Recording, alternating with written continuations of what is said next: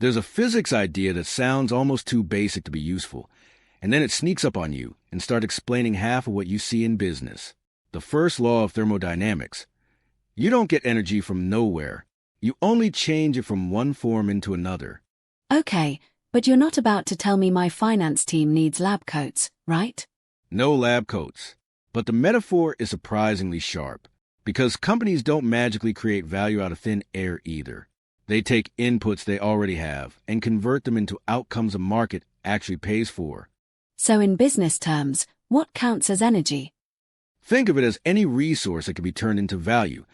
Capital, talent, know-how, technology, relationships, brand trust, and of course time. Those are your inputs. The outputs are things like revenue, profit, cash flow, customer lifetime value, intellectual property, and eventually the big one, enterprise value. And you're saying most dashboards miss the point because they focus on the outputs. Like a scoreboard. Exactly. Most dashboards ask, how are the KPIs doing? That's not useless, but it's a level too shallow for executives. The more powerful question is, where are we converting energy well, and where are we bleeding it? That already feels more actionable. Because if the numbers are bad, you want to know what's causing it, not just that it happened. Right. So imagine a dashboard that's less like a wall of yesterday's metrics and more like an instrument panel for a living system. It shows where energy enters the business, what processes transform it, and what comes out the other side. So we're basically building a business energy model. Inputs, transformation engine, outputs. That's the core model. And an executive's job becomes pretty clear. Improve conversion efficiency and reduce leakage, not as a slogan, as a measurable operating system. Let's make this concrete. What's the first type of energy? Let's start with capital energy. Equity, debt, working capital. That's fuel. An executive-level question isn't just did we grow? It's did invested dollars turn into durable value? So what would you measure to see conversion efficiency there? Returns and speed. Things like return on invested capital, free cash flow, EBITDA relative to capital invested, and the cash conversion cycle. Because if capital goes in and cash doesn't come back out, or it comes back painfully slowly, the business is dissipating energy. That's a good point. A company can look busy and growing and still be basically a cash sponge. Exactly. Next is human energy. People are not a line item. They're the conversion mechanism for everything else. Leadership, depth, expertise, decision-making quality, culture. That's input energy walking around on two legs. And the transformation for human energy is productivity and innovation. Productivity, decision quality, execution speed, and creativity.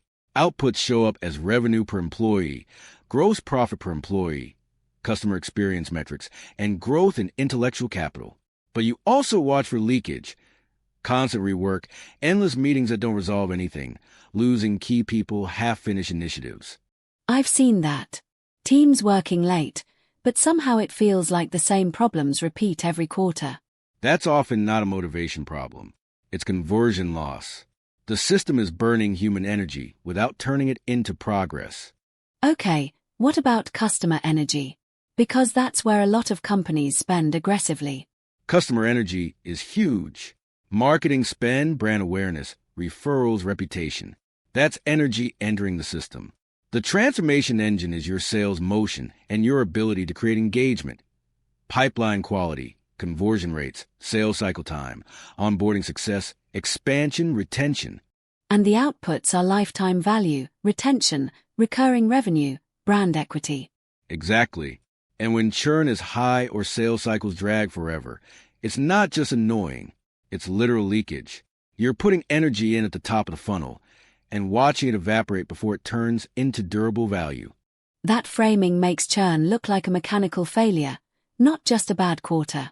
Yes, and it changes how you manage it. Now, another one that executives underestimate is information energy. Information as energy. I like that. Because data itself doesn't do anything unless it's used. That's the key. Raw data, market signals, financial reporting, operational stats all come in, but they only become valuable once transformed into insight and action. The transformation might be analytics, forecasting, scenario planning, AI-driven pattern detection. Whatever helps leaders make better decisions faster. So the output isn't a report. It's decision quality, reduced risk, and speed. Exactly. And the leakage patterns are familiar. Leaders don't trust the numbers. The definitions aren't consistent. It takes weeks to get answers. Insights show up after the window to act is gone. So in that case, the company is collecting energy and dumping it in the trash because it can't convert it into timely decisions. Perfectly said. And finally, innovation energy, R&D spend, employee ideas, technical capabilities, partnerships. That's input. Transformation is product development and process improvement. Output is new products, patents, differentiation, competitive advantage, market share. And leakage is when innovation never ships. Or it ships and nobody adopts it. Yes, the energy gets trapped inside the organization. Lots of prototypes, lots of roadmaps, not enough market impact. So when you add this all up, what's the executive takeaway? What's the equation people should remember? Here's a simple way to hold it. Enterprise value is driven by the inputs you have multiplied by your conversion efficiency. Two companies can have similar talent, similar funding, similar tech, and wildly different outcomes because one converts with less friction and less leakage. Which also means that working harder isn't always the fix. Sometimes you just stop losing energy. Exactly. Every organization leaks. The practical question isn't do we leak? It's where are we leaking right now? And those losses show up as delays, rework, turnover, churn, waste, slow decision cycles, margin erosion, idle capital, and misallocated investment. That's why some companies feel like they're sprinting on a treadmill. High activity, low forward motion. That's the feeling of poor conversion. So an executive intelligence dashboard that takes this approach would keep circling a few questions. Where is energy entering the organization? How efficiently are we converting it? Where is value leaking? And what change would improve conversion the most in the next quarter? Not just explain the last one. You just said executive intelligence, not business intelligence. Yes, because traditional BI often stops at what happened. Executive intelligence has to go further. Why did it happen? What's driving it? What's likely to happen next? And where, specifically, are we building or destroying enterprise value? So you're describing the company as a system, not as departments handing off reports. Exactly. It's systems thinking. It aligns with lean operations research and theory of constraints. The physics metaphor gives you one coherent story. Resources flow in, get transformed, accumulate as value, or dissipate as loss. If someone turned this into a framework you could buy, what would you even call it?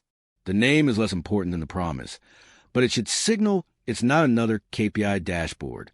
Something like executive energy intelligence, business energy dynamics, enterprise physics, maybe a conservation intelligence framework. The pitch is simple. We show how efficiently you turn resources into enterprise value, and we pinpoint where it's leaking. Okay, who actually pays for that? Because better dashboards is a crowded world. Totally. The buyers aren't people who want prettier charts.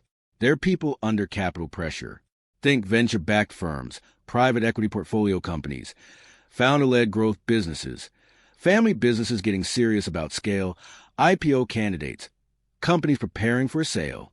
Because they need to look investor-ready, but they're not sure if the story would hold up under scrutiny. Exactly.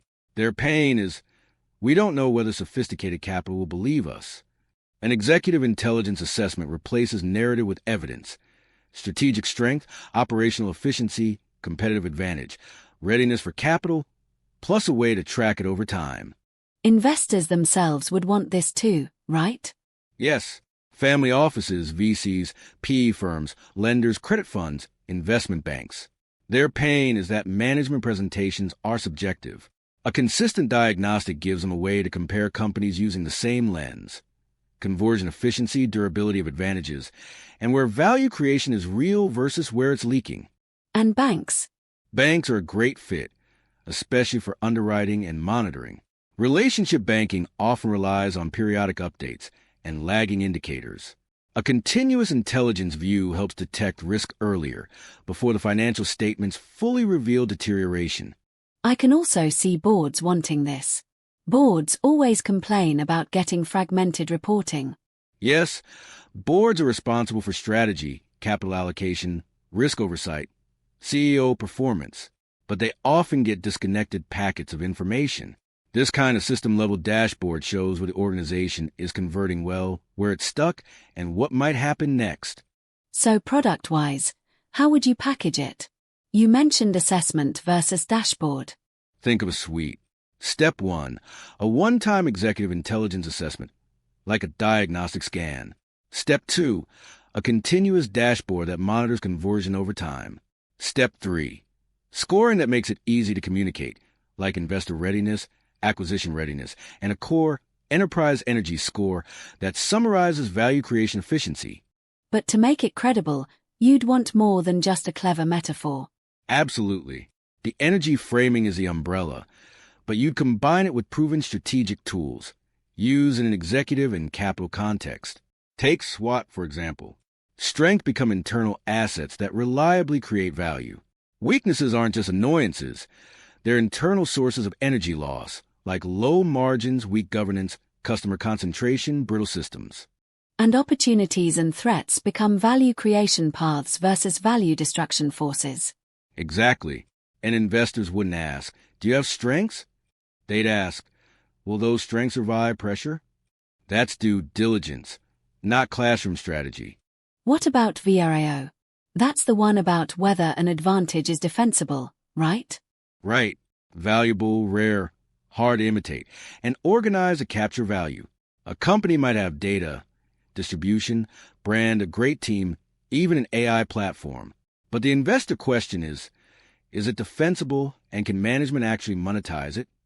Otherwise, it's just energy sitting there, underused. So you'd blend the energy model with SWOT, VRIO, and then a very explicit leak analysis. Yes, leak analysis is where it gets brutally practical. Churn, turnover, margin erosion, process waste, slow sales cycles, working capital drag, capital misallocation. Then you add capital readiness, leadership maturity, reporting quality, governance, scalability, recurring revenue profile, risk posture. And the same core engine could serve multiple audiences. Executives run the business. Boards govern. Investors evaluate. That shared language is a big deal. It reduces the translation problem between operators and capital providers. Everyone can talk about conversion, leakage, durability, and readiness using the same structure. If someone wanted to build an actual company around this, how do you start without boiling the ocean? Phased approach. Start with advisory and assessments to get proof points, early revenue, and benchmarking data. Then productize into a SaaS dashboard with continuous monitoring, scoring, and board-ready reporting. After that, you can push for institutional adoption by licensing the methodology to investors, lenders, banks, investment banks, and even accounting and consulting firms doing due diligence and portfolio monitoring. So the larger ambition is basically to create a category, scientific executive intelligence. Not literally physics, but disciplined measurement. Yes, moving the market from narrative-based evaluation to evidence-based evaluation. You also hinted this could expand into an ecosystem, not just software. Right. Picture an education platform that teaches entrepreneurs the life cycle. Build, finance, scale, value, exit. Pair it with advisory that applies the executive intelligence engine. Then connect it to marketplaces for capital and exits. Debt, equity, strategic partners, M&A, succession planning. Education creates a shared language. Advisory creates outcomes and data. Marketplaces create transactions, and software scales it. And the intellectual property becomes those standardized diagnostics and scores. Exactly. An enterprise energy score, capital readiness score, investor confidence index, acquisition readiness score, plus a repeatable value leak analysis. Not just branding, but measurable products that let you compare over time and across companies. Let's land this with one clear idea for listeners. If someone remembers one thing, what should it be? Business value doesn't appear from nothing. It comes from converting inputs into outcomes efficiently, repeatedly, with minimal leakage. When leaders manage conversion instead of just tracking results, dashboards stop being passive reports and become tools that actively increase enterprise value. So next time I'm staring at revenue, margin, headcount, churn, I should ask, what kind of energy is this? Where did it enter? What transformed it? And where might it be leaking before it shows up in the financials? Exactly. That's the promise of executive energy intelligence. Not just knowing how the business performed, but understanding how it converts and what to fix to convert better.